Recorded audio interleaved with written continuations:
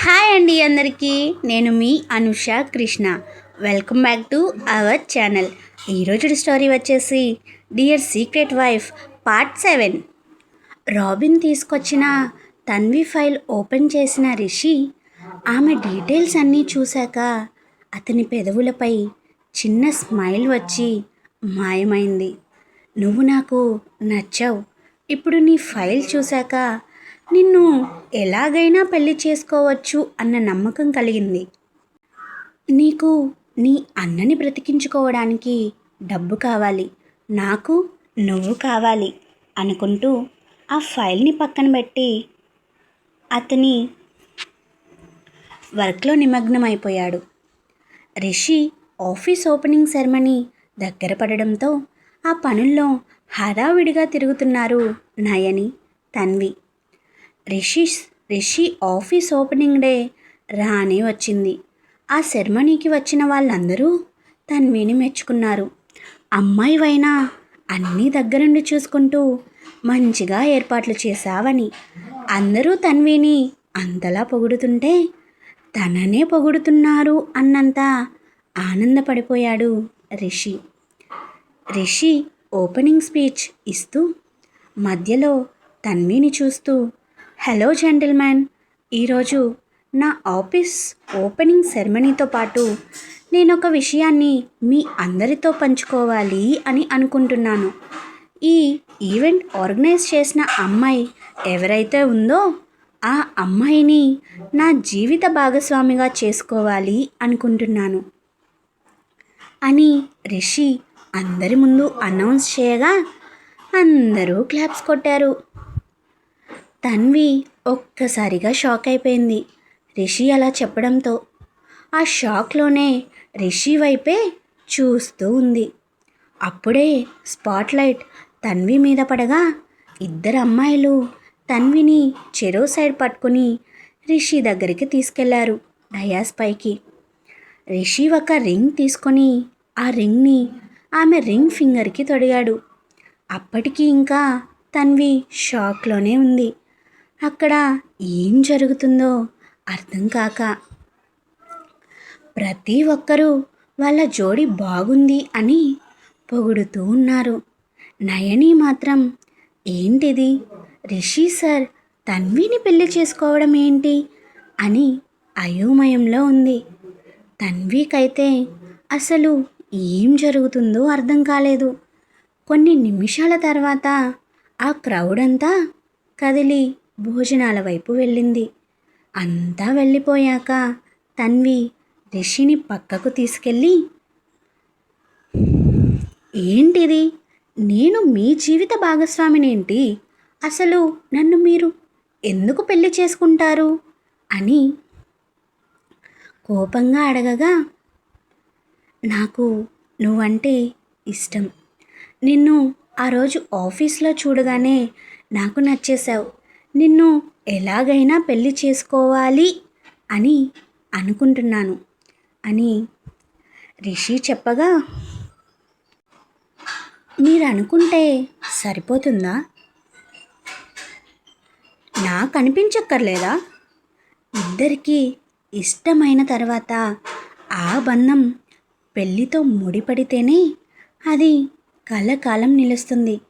ఇలా ఒకరికే అనిపించి చేసుకుంటే అది 3 నాళ్ళ ముచ్చటే అవుతుంది అని తన్వి కొంచెం సీరియస్గా చెప్పగా ఒక అగ్రిమెంట్ పేపర్ని తన్వి ముందు పెట్టి, నీకు మీ అన్నని బ్రతికించుకోవడానికి డబ్బులు కావాలి, నాకు నువ్వు కావాలి, మా నాన్నకి నేను పెళ్ళి చేసుకోవడం కావాలి, ఒక 1 ఇయర్ అగ్రిమెంట్ చేసుకుందాం, మీ అన్నయ్య ఆపరేషన్కి కావాల్సిన డబ్బులంతా నేను ఇస్తాను, మీ అన్నయ్యకి ఏ లోటు రాకుండా చూసుకుంటూ ఖచ్చితంగా కీమో సక్సెస్ఫుల్ అయ్యి బ్రతికేలాగా చేస్తాను. కానీ అందుకు బదులుగా నువ్వు నాకు ఒక సంవత్సర కాలం భార్యగా ఉండాలి. మా నాన్నకి బ్రెయిన్ ట్యూమర్. అతను ఎంతకాలం బ్రతుకుతాడో తెలీదు. ఒక 3-4 మంత్స్ అని చెప్పారు డాక్టర్. సో మా నాన్న నా పెళ్ళి చూడాలి అనుకుంటున్నాడు కాబట్టి ఆయన కళ్ళల్లో సంతోషాన్ని చూడాలి అని నేను అనుకుంటున్నాను కాబట్టి నిన్ను వైఫ్గా తీసుకెళ్తాను. మా డాడ్ ఎక్స్పైర్ అయ్యాక మన బంధం నిలుపుకోవాలో లేదో అప్పుడు ఆలోచిద్దాం అని చెప్పడం పూర్తి చేశాడు రిషి. తన్వి ఆలోచించడం స్టార్ట్ చేసింది. ఆమె ఆలోచించడం చూసి నాకు తెలుసు, నువ్వు మీ అన్నయ్య కోసం ఖచ్చితంగా ఒప్పుకుంటావని మనసులో అనుకుంటూ, నీకు 2 రోజులు టైం ఇస్తున్నాను. ఈ 2 రోజులు బాగా ఆలోచించి నీ నిర్ణయాన్ని నాకు చెప్పు. నీ నిర్ణయం కోసం నేను వెయిట్ చేస్తుంటాను అని అక్కడి నుంచి వెళ్ళిపోయాడు రిషి. రిషి తన్వి మాట్లాడుకున్నదంతా చాటు నుంచి విన్న నయని అసలు ఏం జరుగుతుంది ఇక్కడ అని అనుకుంటూ తన్వి దగ్గరకు వెళ్ళి, ఏంటి ఇదంతా అంది. తన్వి, నాకు తెలిస్తే కదా నేను నీకు చెప్పడానికి. చూసి నచ్చితే పెళ్లి చేసుకుంటాను అంటున్నాడు, అగ్రిమెంట్ అంటున్నాడు, నాన్న అంటున్నాడు. అసలు ఏం చెప్తున్నాడో కూడా నాకు అర్థం కావట్లేదు అంటూ అక్కడి నుంచి వెళ్ళిపోయింది. తన్వితో పాటు నయని కూడా వెళ్ళిపోయింది. ఇంటికి వెళ్ళి తన్వి రిషి చెప్పిన మాటల గురించి ఆలోచిస్తూ ఉంటే నయని ఆదిత్యకి కాల్ చేసి ఫంక్షన్లో జరిగిందంతా చెప్పి ఇంటికి రమ్మని పిలిచింది. ఆదిత్య ఒక్క క్షణం షాక్ అయ్యి, ఈ రిషి ఏంటి ఇలా చేశాడు అని అనుకుంటూ తన్వి వాళ్ళ ఫ్లాట్కి వచ్చాడు. ఈవెంట్ మేనేజ్మెంట్స్ స్టార్ట్ చేయాలి అని ఫిక్స్ అయిన తర్వాత హాస్టల్ నుంచి ఫ్లాట్కి షిఫ్ట్ అయ్యారు నయని తన్వి. తన్వి అని పిలిచాడు ఆదిత్య. సుపరిచితమైన అతని గొంతుకి వెనక్కి తిరిగి చూసింది. బెడ్రూమ్లో కూర్చొని ఆలోచిస్తున్న తన్వి. ఆదిత్య తన్వి బెడ్ పక్కన చైర్లో కూర్చుంటూ జరిగిందంతా నయని చెప్పింది. రిషిత్ ఇలా బిహేవ్ చేస్తాడు అని అస్సలు ఎక్స్పెక్ట్ చేయలేదు. ఫారెన్లో పుట్టి పెరిగాడు కదా, ఆ కల్చర్ ఇన్ఫ్లుయెన్స్ వల్ల అలా అని ఉంటాడు. నువ్వు ఏమీ అనుకోకు. మా డాడ్ని రిషిత్తో మాట్లాడమని నేను చెప్తాను అన్నాడు ఆదిత్య. లేదు ఆదిత్య గారు, రిషి గారు చెప్పింది కూడా కరెక్టే. నేను మా అన్నయ్యని బ్రతికించుకోవాలి అంటే నాకు డబ్బు కావాలి. ఇప్పుడు స్టార్ట్ చేసిన ఈ ఈవెంట్ మేనేజ్మెంట్ ఎంతవరకు సక్సెస్ అవుతుందో తెలీదు. రిషి గారు చెప్పినట్టు చేస్తే మా అన్నయ్య బ్రతుకుతాడు. 1 సంవత్సరం తనకి నేను వైఫ్గా ఉంటే చాలు. తర్వాత నా దారి నేను చూసుకోవచ్చు. అన్నయ్యని బ్రతికించుకుంటాను కాబట్టి అన్నయ్యతో కలిసి ఈ ఊరికి దూరంగా ఎటైనా వెళ్ళిపోతాను. అందుకే రిషి అడిగిన దానికి ఎస్ చెప్పాలి అని అనుకుంటున్నాను అని చెప్పింది తన్వి. బాధ, కోపం కలగలిసిన గొంతులో. బాధ ఆమె నిస్సహాయతకి, కోపం ఆమె పరిస్థితి అతనికి అడ్వాంటేజ్ అయినందుకు. ఏం మాట్లాడుతున్నావు తన్వి? డబ్బు కోసం నువ్వు తనని పెళ్లి చేసుకుంటావా? పెళ్ళి అనేది ప్రేమతో జరగాలి, అవసరంతో కాదు అన్నాడు ఆదిత్య. ఆమె అలా మాట్లాడడంతో అతని మనసు తట్టుకోలేకపోతుంది. ఎందుకంటే చూసిన మొదటి చూపులోనే ఆమెను ప్రేమించాడు కదా. ఏంటి తన్వి, నువ్వు రిషి చెప్పిన దానికి ఒప్పుకోవడం ఏంటి? పెద్ద పెద్ద వాళ్ళతో వ్యవహారం అంటే అది ఎటు పోయి ఎటు వస్తుందో. తన్వి, నువ్వు అతనికి ఎస్ చెప్పొద్దు. అతన్ని పెళ్లి చేసుకొని నీ లైఫ్ నీ చేతులారా నువ్వే స్పాయిల్ చేసుకోవద్దు అంది నయని. ఆదిత్య నయని మాటలు అన్నీ విన్న తర్వాత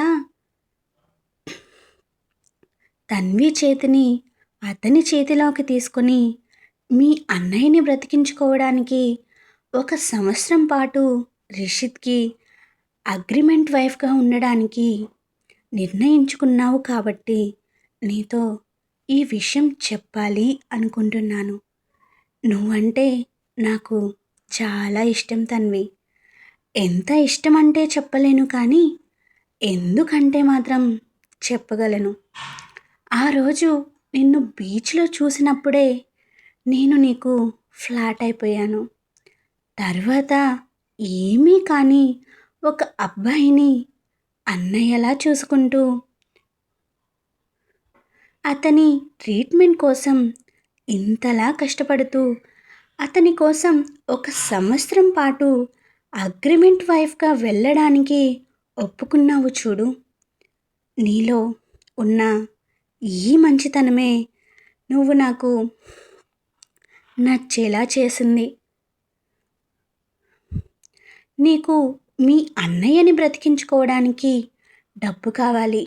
నేను కూడా ఒక బిజినెస్ మ్యాన్ కొడుకునే. మా డాడ్ బిజినెస్లో బాగానే సంపాదించారు.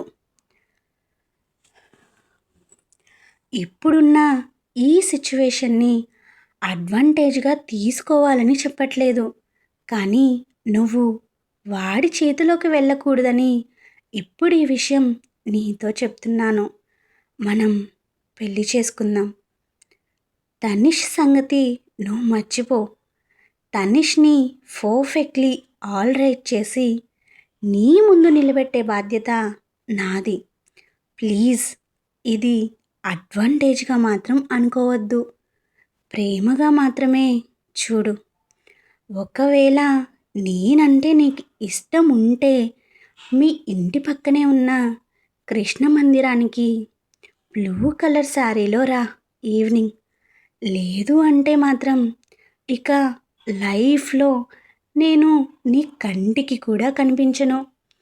నిన్ను ఆ రిషిత్ వైఫ్లా నో, నేను నిన్నలా చూడలేను అన్నాడు ఆదిత్య చాలా ఎమోషనల్గా, మృదువైన గొంతులో.